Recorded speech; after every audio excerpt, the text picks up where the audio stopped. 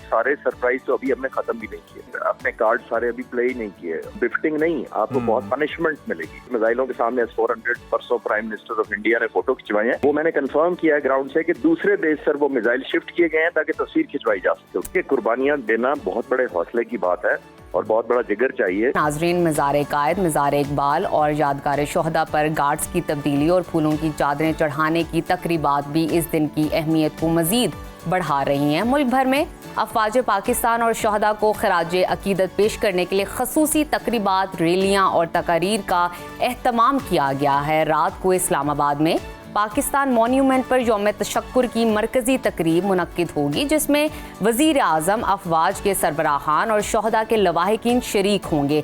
यहाँ आपको ये भी बताते चलें कि सोशल मीडिया पर आम तातील के जाली नोटिफिकेशन गर्दिश कर रहे हैं, जिनकी हुकूमत पाकिस्तान और वज़ीर इत्तलात ने तरदीद की है। बिल्कुल तरदीद भी की गई है। और हमारे साथ हमारे मेहमान मौजूद हैं, air commodore retired Khalid Chishti साहब। खालिद चिश्ती साहब, वेलकम टू सुनो पाकिस्तान। बहुत शुक्रिया आपके वक्त का। सर, मार्का हक में तारीखी फतह पर आज हमारी जो कौम है यौम तशक्कुर मना रही है आज के रोज़, और भरपूर तरीके से इस दिन को सेलिब्रेट किया जा रहा है। सरकारी सतह पर भी हम देख रहे हैं, अवामी सतह पर भी हम देख रहे हैं।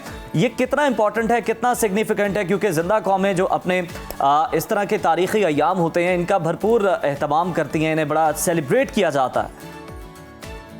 बहुत शुक्रिया महर आपका और नजफ का, आपके चैनल का मुझे इनवाइट करने का। देखिए, मैं थोड़ा सा कंट्रास्ट कंपैरिजन कर रहा था। सुबह सुबह सख्त बातें नहीं करनी चाहिए।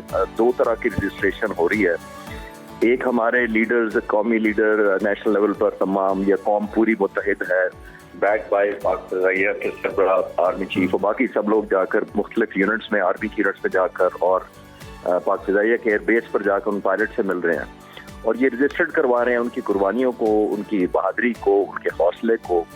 लेकिन जब मैं बॉर्डर पार देखता हूँ, उधर भी एक रजिस्ट्रेशन हो रही है। वो हो रही है ऑपरेशन सिंदूर के लिए बॉलीवुड में रेस लगी हुई है नाम रजिस्टर्ड करवाने की, ताकि वो फिल्म मैंने बनानी है बाद में जब वो जाहिर है। अब ये देखिए, दोनों तरीकेकार हैं रजिस्ट्रेशन के। तो अनफॉर्चुनेटली हिंदुस्तान मान नहीं रहा, लेकिन ये बाद में बॉलीवुड में हॉलीवुड टाइप फिल्में बना के तो कुछ भी किया जा सकता है। लेकिन ट्रू रिकग्निशन तो ये है जो हमारे हीरोज को सब लीडरशिप टाइम निकाल के उनकी फैमिलीज को, स्पेशली शोहदा को जो हमारे हुए हैं दोनों फोर्सेस के, खास तौर पर बरी फौज और फिजाई फौज के, उनको एक्नॉलेज करने का बहुत ट्रिब्यूट है। Should be appreciated. जी बिल्कुल ठीक है। अच्छा खालिद साहब, आपसे ये भी जानना चाहेंगे कि अगर हमारा दुश्मन दोबारा जारियत करने की कोशिश करता है तो हमारी फिजाइया की क्या तैयारियां हैं, इस हवाले से रोशनी डालिए इस पर। मैं आपको अर्ज करता चलूँ, आपको पहले भी मैंने बताया था प्रोग्राम्स में कि देखिए, ये सारे सरप्राइज तो अभी हमने खत्म भी नहीं किए। हमने अपने कार्ड सारे अभी प्ले ही नहीं किए। मैं अपनी डॉक्यूमेंट्री में कहता आया हूँ कि आप ना लड़े, अगर आपने लड़े पाक फ़िज़ाइया से, खास तौर पर मैं जो तैयारियां देख के आया हूँ, तो आपको बहुत बिफ्टिंग नहीं, आपको बहुत पनिशमेंट मिलेगी। और मैं आपके व्यूअर्स के लिए एक अपडेट करता चलूँ क्यों ये जंग टर्मिनेट कैसे हुई है। वो इंटरेस्टिंगली मैं रिसर्च कर रहा था, मुझे 3-4 दिन पहले पाक फ़िज़ाइया से तमाम डाटा मिला, जबकि कौन से जहाज़ों ने कितनी बमबारी की, कौन से वेपन इस्तेमाल किए। 10 तारीख को जो हमने किया 5 घंटे की। तो जब मुझे सारी टनेज मिली तो मैंने कैलकुलेट किया, क्योंकि मैंने 1965 वॉर पर भी डॉक्यूमेंट्रीज बनाई थी, मुझे वेपन्स पता था कितने बॉम्ब, तो मैंने कंपैरिजन किया जब कि कितने बॉम्ब गिराए। मैं आपको और आपके व्यूअर्स को बताता चलूं कि जो 17 दिन की 1965 की जंग 17 डेज हुई थी, जितना टनेज बॉम्ब वेपन्स हमने हिंदुस्तान पर 17 दिन में गिराए थे, हमने 5 घंटे में उससे ज्यादा गिराए हैं। जबरदस्त। यकीनन खालिद साहब, आपने नोट बिल्कुल आपने नोट किया होगा कि हिंदुस्तान को ये रियलाइज हुआ कि ये जो पनिशमेंट पाक फ़िज़ाइया ने दी है, अगर ये कंटिन्यू रही तो कितना उनका नुकसान होगा। क्योंकि हमने कोई सिविलियन लोगों को नहीं मारा, हमने लाइफ नहीं थ्रेटन की, हमने पेट्रोलियम डंप्स को मारा है, हमने एमिनेशन डंप को मारा है, हमने मिसाइल साइट्स को मारा है, हमने एयर बेसिस को मारा है, और मेक श्योर किया है कि तकलीफ लोगों तक ना जाए, क्योंकि वो जंग नहीं लड़ना चाहते। लड़ना जो चाहती है वो लीडरशिप चाहती है, तो लीडरशिप को तकलीफ हो। और एक और बाद में आपने नोट कर लिया होगा कि मिसाइलों के सामने S-400 परसों प्राइम मिनिस्टर ऑफ इंडिया ने फोटो खिंचवाई है। वो मैंने कंफर्म किया है ग्राउंड से कि दूसरे देश सर वो मिसाइल शिफ्ट किए गए हैं ताकि तस्वीर खिंचवाई जा सके उनके। खालिद साहब बॉलीवुड शुरू हो चुका है। बिल्कुल, आप बड़ा अच्छा कंपैरिजन एक ड्रॉ कर रहे थे सर। जिस तरह से पहले आप बात कर रहे थे, पहले सवाल के जवाब में आपने बॉलीवुड का तस्करा किया कि जनाब सारे फाइलें लेके लाइनों में लगे हुए हैं हुकूमत के पास, मोदी के पास, कि जनाब हमने इस पे मूवी बनानी है। लेकिन सर अब प्रोजेक्शन की बात करें हम कि किस तरह जो बॉलीवुड को है इस्तेमाल किया जाता है, फिर हम देखते हैं जो मोदी साहब हैं वो अपने जलसों के अंदर मूवीज़ को इंडोर्स भी कर रहे होते हैं कि इन पे क्यों तनकीद की जा रही है। बहुत सी मूवीज़ हैं जिनको उन्होंने इंडोर्स किया है और वो बिल्कुल फेक जो है वो हिस्ट्री को डिस्टॉर्ट करके मूवीज़ बनाई जाती हैं। सर इस पर क्या कहेंगे कि इतने पैसे लगाकर वो मूवी बनाते हैं और हमारे जवान, अगर हम AVM हमारे जो हैं औरंगजेब साहब रिस्पेक्टेबल, उनकी बात करें तो उन्होंने अपनी कारकर्दगी से जो है इतनी धाक बिठाई है कि अरबों लगाकर भी इंडिया अपनी वो प्रोजेक्शन नहीं कर सकता जो पाकिस्तान की हो गई है और पाकिस्तान के हीरोज की हो गई, और बता दिया है, कौम मान गई है, दुनिया मान गई कि असल हीरो तो ये है। देखिए उस पे देखिए जो बॉलीवुड वाली ऑप्शन है जिसके अंदर ये सारा होता है कि फिल्में बनाई जाएं, उसमें सिर्फ पैसे लगते हैं, ना किसी की जान जाती है, ना कोई कैजुअलिटीज होती है, ना कोई मलबा जमीन पर गिरता है, ना राफेल कंपनी वाले नाराज होते हैं, ना S-400 बनाने वाले रूसी परेशान होते हैं, और ना इजरायली ड्रोन बनाने वाले कोई आपसे नाराज होते हैं। तो ये बड़ा आसान है कि आप एक स्टूडियो स्पेशलाइज, आप मीडिया के लोग हैं सारे, आप समझते हैं कि कितनी एफर्ट लगती है। हौसला चाहिए हवा में आपको जब आपने फेस करना होता है, हौसला चाहिए होती है जब आपने अपनी जिंदगी को दाव पर लगाना होता है अपने मुल्क के अवाम और पाकिस्तान के अवाम की जिंदगियां और उनके बच्चों का मुस्तकबिल बचाने के लिए। तो ये कुर्बानियों में और टेम्परामेंट में दोनों में बहुत फर्क है, दोनों टेम्पोज में। तो इसको ज़हन में रखिएगा कि कुर्बानियां देना बहुत बड़े हौसले की बात है और बहुत बड़ा जिगर चाहिए। और ये देखिए, मैं एज ए फाइटर पायलट अक्सर मुझसे पूछते हैं क्या जज्बा होता है। मैं हर एक को कहता हूँ कि देखिए, मैं अगर फाइटर पायलट हूँ और मैं जाता हूँ दुश्मन का सामना करने के लिए, तो मुझे ये नहीं है जो मेरे सामने आता है मुझे उससे नफरत है, लेकिन जिसको मैं पीछे छोड़कर आया हूँ उससे बड़ी मोहब्बत है। तो मेरा सारे का सारा फोकस वो है कि जिसके लिए मैं हवा में हूँ, उसको, उस कौम को, उन बच्चों को, वो उस पायलट से, उस इंजीनियर से, उस टेक्नीशियन से जो लड़ रहा होता है, या जवान सोल्जर लड़ रहा है फुट पे, या सेलर है कोई, तो उनसे उनको ये रियलाइज करना चाहिए कि वो उस मुल्क की सॉवरेनिटी और बच्चों के मुस्तकबिल के लिए लड़ रहे होते हैं।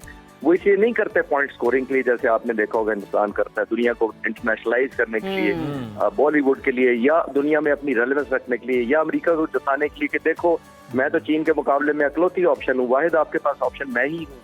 हम किसी के नहीं लड़ते, हमने कभी रेस में हिस्सा नहीं लिया, हम इवन गिनना भी नहीं चाहते जब जहाजों को मारते हैं। ये तो दुनिया इंशाल्लाह काउंट करेगी। आप जैसा मीडिया जब जाएगा हिंदुस्तान, वो निकालेंगे। कल रात को पाक फिजाइया से मुझे कंफर्मेशन आ गई है कि आपने भी पढ़ा होगा, पेम्पोज एक जगह है ईस्ट ऑफ श्रीनगर, हमने वहां एक बनाज 2000 छठा मारा है जो कंफर्म है। और मैंने शायद आपको पहले भी बताया होगा कि मुझे जब उस रात को अपडेट मिल रही थी करके, तो पाक फिजाइया ने मुझे 6 कंफर्म कर दिए थे, लेकिन फिर अमेंड करवा दिए थे। ये असूल देखें, उन्होंने कहा नहीं 5 ही आप अनाउंस करें, छठा हम जब ग्राउंड से रैकेज कंफर्म करेंगे तो हम अनाउंस करेंगे। एक तरफ ये एथिक्स है और दूसरी तरफ आप नौजवान है, आपने 65 और 71 की जंग का जाना भी नहीं होगा, कम पड़ा होगा। हमारे पायलट्स को जो पैराशूट से बेल आउट कर गए थे 65 और 71 की जंगों में, जमीन की तरफ आते हुए नीचे से लोगों ने फायर करके मार शहीद कर दिया। खालिद साहब, ऑब्वियसली आप बड़े वेल कनेक्टेड हैं और आपको फर्स्ट हैंड इन्फॉर्मेशन आपके पास होती है, खास तौर पर फजाइया से मुतालिक, आप चुके खुद भी फाइटर पायलट रहे। सर जरा इस पर कमेंट कर दीजिएगा कि आपने 65 की जंग का हवाला दिया, 71 की जंग का हवाला दिया, कल वजीर आजम साहब ने बड़े अहम अल्फाज कहे, उन्होंने कहा हमने 71 का जो बदला है वो बड़े भरपूर तरीके से ले लिया है। इस पर आप क्या कहना चाहेंगे कि वाकई हमने बड़ा भरपूर जवाब देकर 71 का बदला पूरा कर दिया? देखिए, वो अब तो बहुत बड़ा एक जख्म है हमारे दिलों पर जो 71 में, क्योंकि हमारा एक हिस्सा हमसे लैदा हो गया। वो मैं उसको रिलेट नहीं कर पा रहा क्योंकि वो बहुत बड़ा नुकसान था। हमारी यूनिटी थी, हमारे 1000 मील दरमियान में दुश्मन था, दोनों तरफ पाकिस्तान, वो जरा विजुलाइज करें। उसको बहुत टेंशन थी और थ्रेट रहती थी कि दोनों तरफ। अच्छा खालिद साहब, बिल्कुल ठीक है। अच्छा क्विकली इस पर रिस्पॉन्स कीजिएगा। अगर हम गोदी मीडिया को देखें, मोदी की कॉन्फ्रेंसेस देखें, उनकी तकारीर देखें, लोगों के बयानात सुने, या उनका भारत का सोशल मीडिया ही देखें, तो ऐसा लगता है भारत अभी भी हटदर्मी से बाज नहीं आ रहा। और जिस तरह के वो बयानात दे रहे हैं, क्या आपको लगता है अभी भी कोई मुहिम जोई का खतरा है? जी, रिस्क तो पॉसिबल है, लेकिन मैं लोगों के ज़हनों में कोई इनसिक्योरिटी या कोई टेंशन पैदा नहीं करना चाहता। लेकिन जिस चीज से हिंदुस्तान बाज आया हुआ है और जिससे मुझे लगता है कि नहीं होगा, वो 5 घंटे की टनेज है। वो हमने जो फेंकी, जो मैंने थोड़ी देर पहले आपसे कर रहा था अर्ज, उन्होंने कंपेयर किया कि अगर हमने जंग जारी रखनी है तो प्राइस बहुत हैवी है, ठीक। बहुत ज्यादा मार पड़ेगी। और 5 घंटे की एक झलक थी सिर्फ कि अगर आप करेंगे तो हम आपने नोट किया होगा साइबर कमांड ने हमारे उनके ग्रिड स्टेशन जैम कर दिए, बिल्कुल, ट्रैफिक जैम कर दी, उनका ट्रेन का सिस्टम जैम कर दिया, उनकी इंटरनेट और वेबसाइट हैक कर ली। तो हमने सिर्फ एक झलक दिखाई कैपेबिलिटी की कि हम किसी हद तक जाएंगे अपनी सॉवरेनिटी और आजादी के लिए। तो अल्लाह करेगा कि उनके गुड सेंस प्रिवेल करेगी, क्योंकि प्राइस हमने जो उनके ज़हनों में अब डाल दी है 10 तारीख को जो हमने 5 घंटे का ऑपरेशन किया, पर्टिकुलरली पाक फिजाइया ने जी, वो इतना मैसिव था। और उसको मैं कहता हूँ सबको कि वो बिल्कुल मैयर्ड नहीं था, वो बिल्कुल प्रोपोर्शनेट नहीं था। सब लोग कहते हैं जी बड़ा मैयर्ड जवाब दिया, मैंने कहा ये मैयर्ड नहीं था। अगर मैयर्ड होता तो जंग और चलती रहती, क्योंकि वो हिंदुस्तान बर्दाश्त कर लेता। जब हम इसको अपनी टर्म में कहते हैं this was a prohibitive price, यानी एक ममनुआ थी, अनएक्सेप्टेबल प्राइस। बिल्कुल खालिद साहब, आप दुरुस्त फरमा रहे हैं कि बड़ा नाकाबिले बर्दाश्त नुकसान था। इसलिए हमने फिर देखा कि भारत जो है वो फौरन भागा अमेरिका से मदद मांगने के लिए कि खुदारा सुलह करवाई जाए, कोई सीज फायर करवा दिया जाए और आप सालिस का किरदार अदा करें। बहुत शुक्रिया खालिद चिश्ती साहब हमारे साथ मौजूद थे।